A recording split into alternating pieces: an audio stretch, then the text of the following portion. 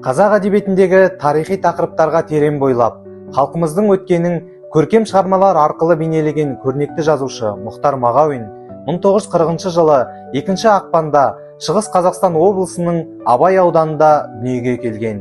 Тек жазушы ғана емес, Мұхтар Мағауиннің ұлт тарихын түгендейтін тұлға ретінде қазақ әдебиетінің көне мұраларын жинақтап, жыраулық дәстүрді жаңғыртуға қосқан үлесі зор. 2000 жылдардан бастап шетелге қоныс аударғанымен, шығармалары қазақ оқырмандары арасында кеңінен таралып, жоғары бағаға ие болды. Кезінде жазушының шығармалары кеңестік цензураға ұшырағанымен, ол ешқашан ұлттық мүддеден бас тартпай, қазақ әдебиетінің бастауларын жаңғыртқан тұлғалардың біріне айналды. Ол ұмыт бола бастаған жыраулар поэзиясын терең зерттеп, оның болашақ ұлттық болмысымыздағы маңызын ашып көрсетті.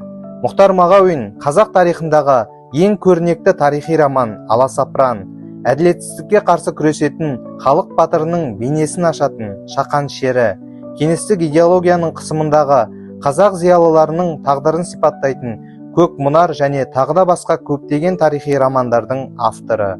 Оның шығармалары қазақ халқының рухани құндылықтарын дәріптеп, ұлттық сана сезімнің оянуына ерекше ықпал етті. Мұхтар Мағауин өзінің әдеби шығармалары, тарихи зерттеулері мен қоғамдық ұстанымы арқылы ұлт тарихында ерекше орын алған тұлға. Жазушылық пен ғалымдықты қатар ұштастырып, сәтті сабақтастыра білген үздік талант иесі.